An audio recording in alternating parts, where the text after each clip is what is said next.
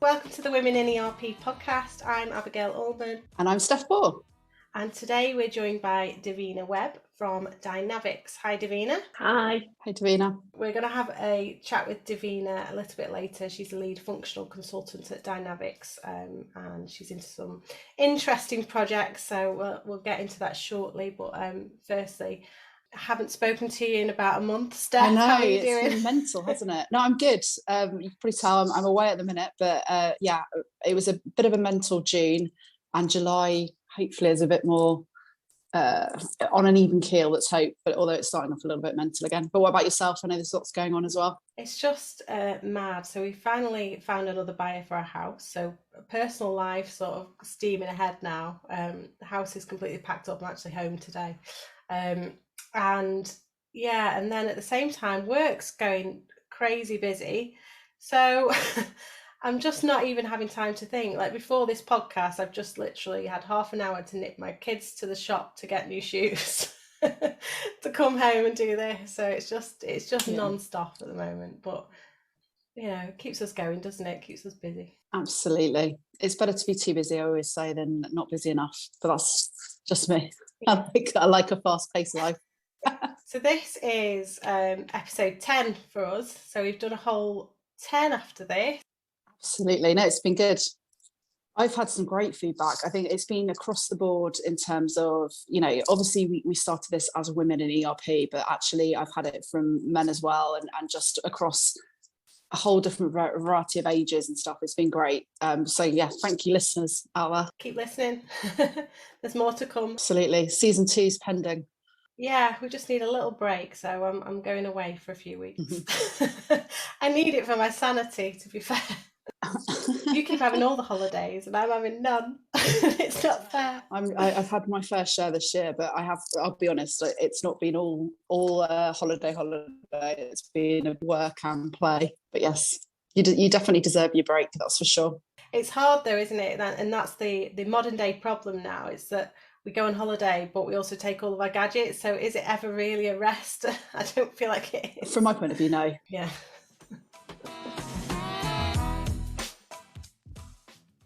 Right, okay, let's get started then. So, Davina, it's great to have you on Women in ERP, and we'd love to sort of hear from you a little bit about your background, how you got into the world of ERP, and growing up, sort of what your influences were.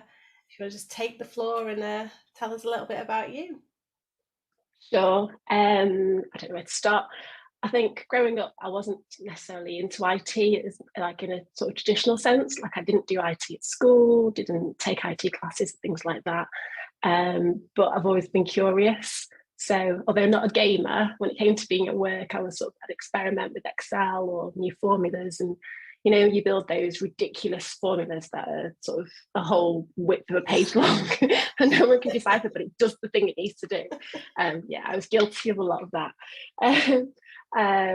And yeah, so I studied as an accountant, and then I took some time out to have a family. And when I went back in, I decided to go in at sort of right at the bottom level, to get my head around all the different roles and functionalities and stuff. So I've worked in every finance role you can think of, from purchase ledger to sales ledger, cash book, management accounting, financial accounting, like everything but auditing. Nobody wants that job. I've dealt with auditors. No, I haven't actually. I've not worked in practice. So finance was sort of always my bread and butter and what I know. But the beauty of being in finance in industry is that you also get a really good business sense of how things work, how every other function comes together, and finance is sort of like the hub for it. So whenever there was an IT project, I'd get involved. So where I was working, if there was a system upgrade or a new system being put in, I'd be part of that project team. And then one place I was working when I was actually the finance manager, I was the SME, so the systems expert on that, so subject matter expert for finance. And I got really involved in the project from some project management. So I think it was a great way for me to kind of feel like I was adding more value to the finance team. So rather than constant month ends and just regurgitating numbers from the month before, which I know is necessary, especially in a PLC, it's got its place. but I felt helping people to actually make their jobs easier in a sort of functional role in IT was like much more valuable for me and sort of validating. So yeah, I moved over into IT, ERP, and then just from there took different projects, and then I did my Prince 2, just to get that sort of validation around the project management side of things. I went contracting for a while, and then decided I wanted to work for a Microsoft partner, just to have a team around me. So to have like developers that I could lean on rather than working for the customer, have a team in terms of development and access to other tools from Microsoft and things. So yeah, at the moment, that's why I'm working for Dynavics. And also, yeah, getting to do more than one project at a time. Although it's a juggling act, it's a nice challenge and keeps every day different. When you were growing up, who inspired you? Did you see many people like yourself within the IT industry, in the finance industry? Obviously, we talk about diversity in the workplace, and you spoke to me previously about when you grew up, it was a predominantly white community. So where were your influences coming from? Although obviously at home life, everything, I have like obviously lots of family and things, but the school I went to was predominantly white. I mean, it's a Catholic private school, so it's going to be that way. Obviously, a lot of people of Irish descent and whatever. And then sort of similar in the workplace. I'm usually either the only one or one of a few handful of other Black people that I work with. But I think influences and inspiration just kind of came from the mentors that I've had along the way. So I've had the opportunity to work with some great managers who have seen that I have sort of this passion for growth and to just learn more, to sort of give me more to do, and I want to just learn extra things. So I've been able to work with people who have nurtured that in me. Yeah. Yeah, and I just want to pass that on and encourage more people to enter into a space that they might not think is available to them. Yeah, and this is the community that you've become a part of recently, isn't it? It's the Women in Dynamics initiative. Can you tell us a little bit about that?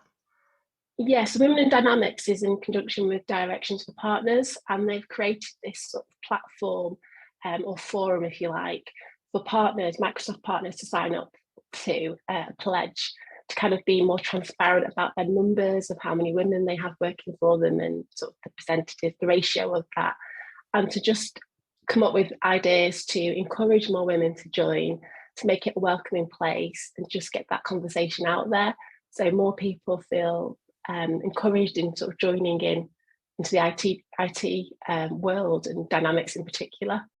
Have you been quite surprised at the kind of numbers of women that are involved, or have you been pleasantly surprised, I guess, is the other way of looking at it? I guess pleasantly surprised, because where I am at the moment at Dynavics, we're only a small team, but out of 26 or 27 employees, we've got 7 women. So that's actually quite good.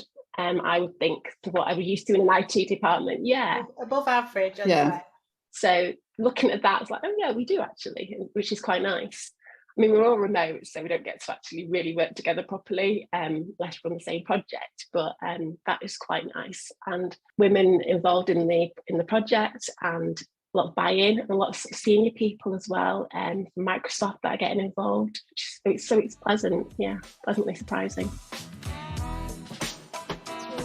It's a really good initiative. And what kind of things do you do as a group of women? Is it you're planning ideas? Are you mentoring each other? I think we spoke about there's a mentorship program that's coming out as part of it.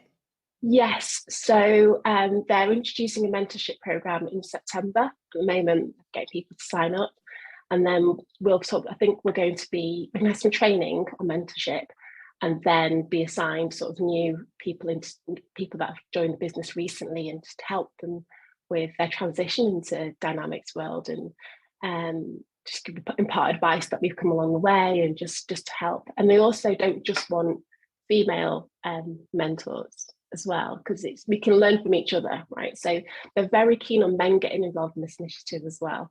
It's great to hear, because that's such an important piece of the puzzle as well, because it's obviously it's great we all support one another, but we need to kind of spread the word as well. Exactly. And really address the balance. Yeah, absolutely. So you are a self-taught super user. Yes. How did you transition from finance to like deciding to teach yourself ERP systems? When did you find the time, first of all? I've always found the time, even when I had like the kids, when the kids were younger, I went back and did my ACCA exams to become like a chartered accountant. So I was doing that.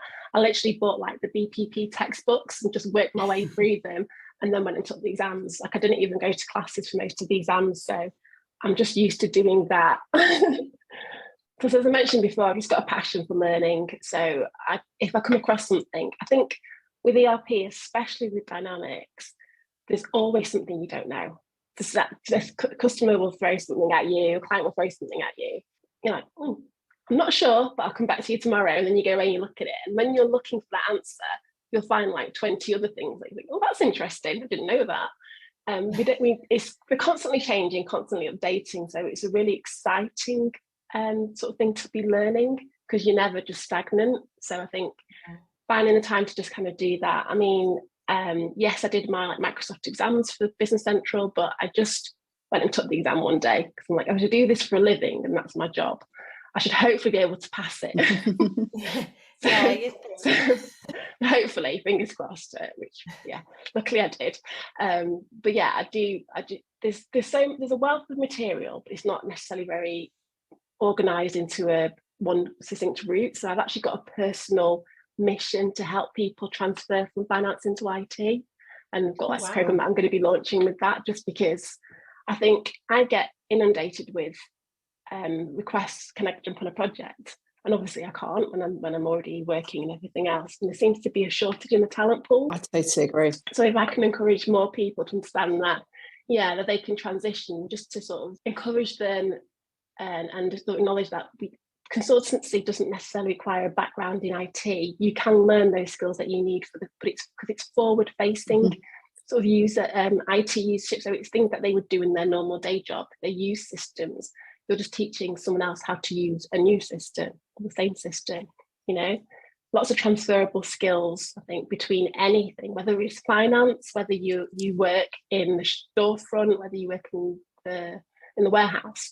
There are so many transferable skills for anyone in any part of any business to then transition into IT consulting. And I think it's really important. It gives you that credibility because you've done their job. So you completely understand it. You understand, finance has been its heart and lungs of any business. So for you to understand all the intricacies and then credibly kind of consult on it, I think is really important. And I agree, particularly finance, I think it's so important to have, a strong financial consultant. So I totally agree. Yeah, absolutely. And we'd love to support with that initiative in any way, Davina. Absolutely. Let us know if we can. Thank you. Okay, I'll keep you posted.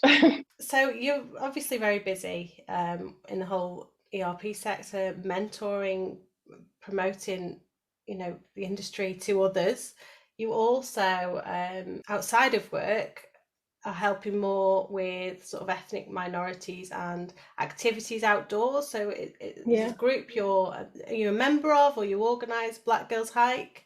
So I'm a member of Black Girls Hike. I did organise another organisation called Black Girls Dine. So that was kind of like a little meet up, just meet up and have a dinner and just get to mingle and get to know each other. And I'm also in something called in a Manchester Society, that again is just meetups and things like that, just Black Manchester professionals. And so we'll just meet up and go bowling or to a theatre or whatever it may be, which is just kind of nice to sort of just to have a space where we can talk about things, maybe even issues that we might have, or not necessarily complain, but just to be in a position where in our day-to-day work lives, we're kind of usually the only person that we see of our colour. So it's nice to get together with other professionals who just look like us and might have the same issues, whether that's with microaggressions or whether it's just to kind of like, I don't know, just to feel like you're in a space where you're safe. Yeah, I mean, the Black Girls Hike, it's really nice because I don't think it's seen as a common thing. Sort of hiking isn't necessarily a thing that lots of people do anyway. And then to have this group where you can just go outside in a group of women and go out into the outdoors and just enjoy it, something that might not be typically something you'd think that certain groups of people would do. It's really nice to sort of get that awareness out. And when I started with that group, it's about, I think, 2019, and we were a Manchester group, and there were maybe 30 of us. It's now UK wide, and there are leaders all over the UK. Yeah, it's run by a woman called Rianne Fatanukan, and she's like gone on to win awards and work with their grills and just been featured in like all sorts of magazines and everything. And a few of us have been in like podcasts and things around it. And it's beautiful to see just that inclusion, that diversity and inclusion, that embracing also by others, encouraging us as a unit, and just people getting out of their comfort zone and just doing something different. Yeah, and getting out into nature as well. And it's interesting because hiking in particular, when you, like, I do a bit of hiking now and again, but when you go into a shop, like, you know, I can't say any brand names, but the posters are predominantly white people or white elderly people as well. You know? So it's nice to see that there is somebody fighting for your corner there, and making that more inclusive. Just having each other's backs, and just like you say, spread it, like it's spreading that word, isn't it, in terms of you know, having that community. How do we make the ERP world more colourful? I think in general, by encouraging people to join it and just reaching out. If for people, like if I promote the fact that I'm doing it, then other people can see, well, if she can do it, I can do it. So it's sort of being inspirational, I guess, which is why I'm trying to be a lot more visual, or just put myself out there and what I'm doing and what I'm trying to achieve. And working with women in Dynavics as well will hopefully encourage more Black women to be curious or get involved. But yeah, I mean, for me, it's about getting talent involved. Is it something from a young age? I mean, should we be going into schools and promoting maybe the finance sector or the IT sector more to ethnic minorities? Do you think it's at that age, or do you think it's, you know, do you think it's the industry, or is it education? It's hard to understand where we're going wrong and how we can change that for the better. It could be culture. I think like with a lot of cultures, I know that when I was younger, my mum was kind of like, yeah, doctor, lawyer, accountant type thing.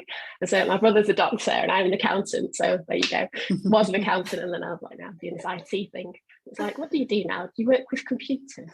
It doesn't sound quite ring to it when she talks to her friends. So I think there is a thing where it's kind of like goes for those what are deemed to be, you know, sort of the top jobs or whatever that a lot of people will aim for, and not necessarily understand that how diverse and interesting the IT world is, and also what the opportunities are there. Because I mean, it's actually very well paying, you know, if you choose to go into consultancy or whatever, or take it to whatever level, there are opportunities at every level here too.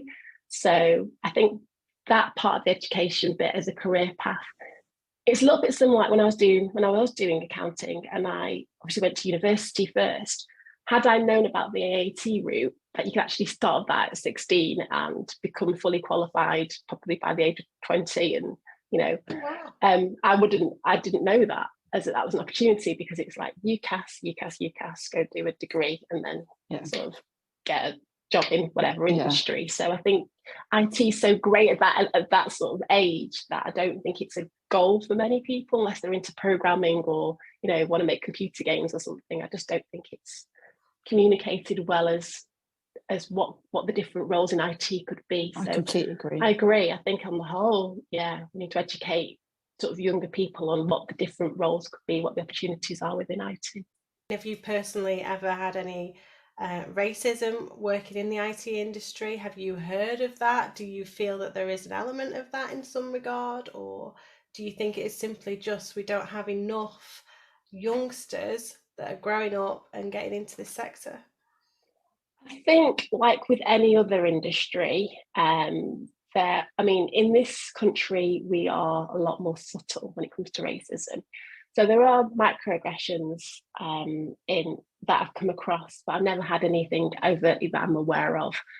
And I don't think that's an IT related thing. I think that's just office culture or whatever you want to call it in the UK. So I wouldn't say that. I wouldn't say it's a barrier. I think, like I said, I think the biggest barrier is, as you said, just the education of what the opportunities are. Because I don't think many people are aware that there's an opportunity to go very, very far. Either that's either on a learning level or different kinds of roles. It's not all about learning some code.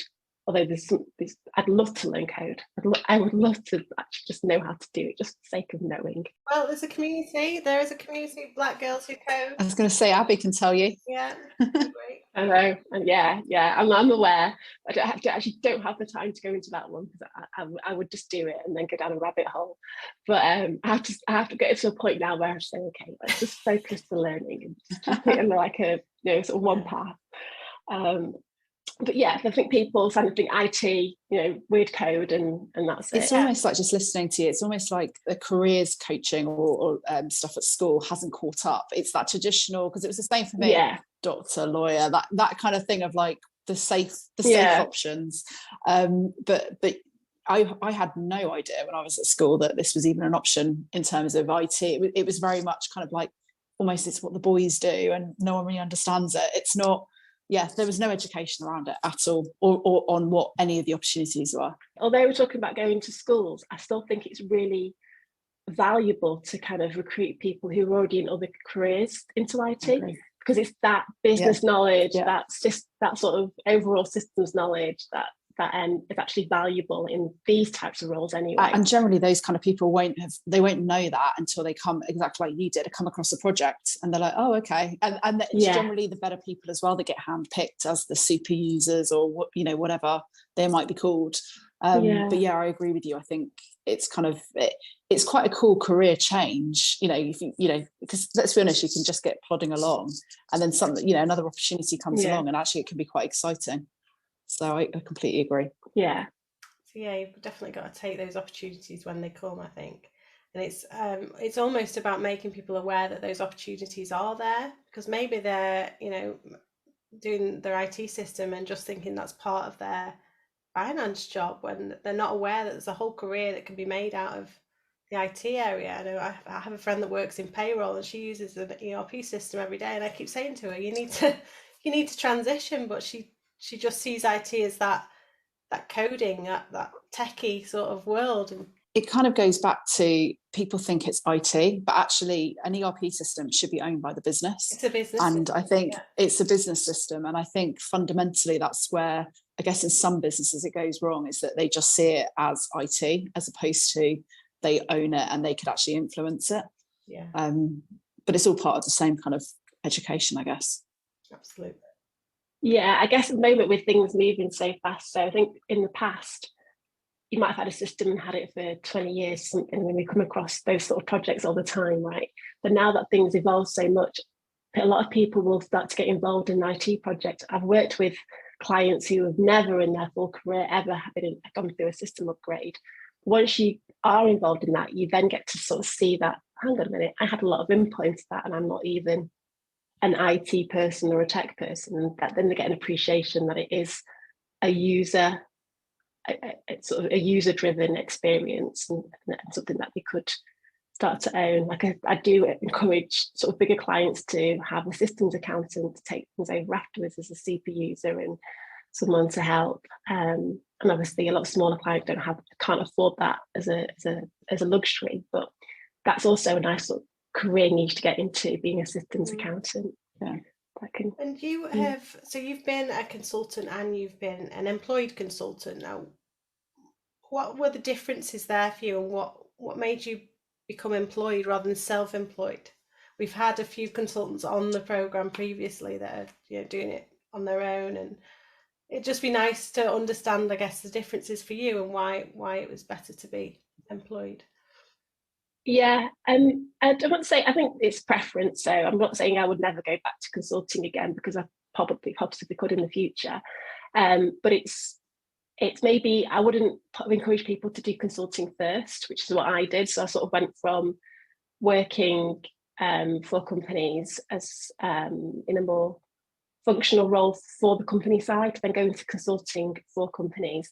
And I think if you're going to go into that sort of independent consulting side, then probably join a partner first, just for the support while you're learning, having that team around you, people with different experience that you can just go, how does this work? I mean, if you're working with different partners, I think one of the first projects I did, I was working with, I think even Cooper Parry as a partner, and they're like Bamboo Cloud now. And yeah, I was able to sort of ask them questions as I was learning, working for the customer side.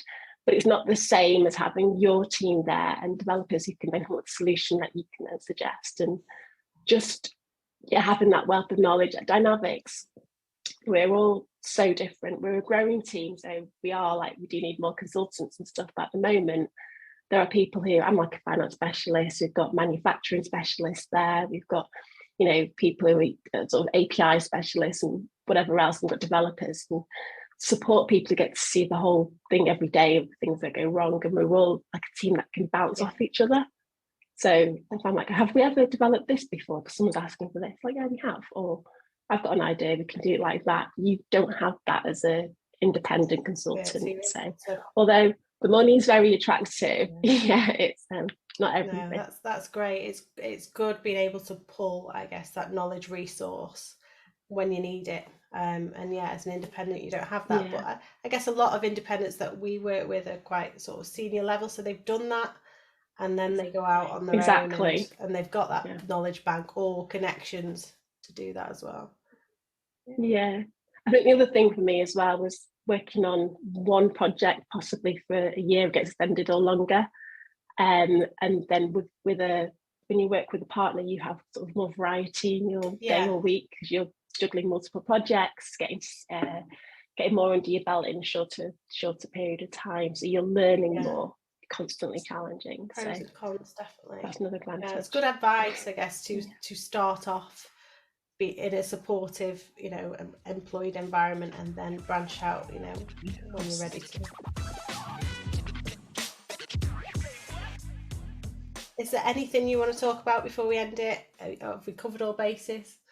No, I think so. Yeah. So just encouraging more people, getting the word out there that it's a welcoming environment. We welcome everyone. So whatever background, whatever career background as well, it's probably transferable. And just, getting that knowledge out there to, as we said today, to younger people as well, just to educate people on what IT actually really is. That's it. Absolutely. Thank you so much for joining us, Davina. I'll speak to you soon. No, thanks, Davina. Okay, thank you.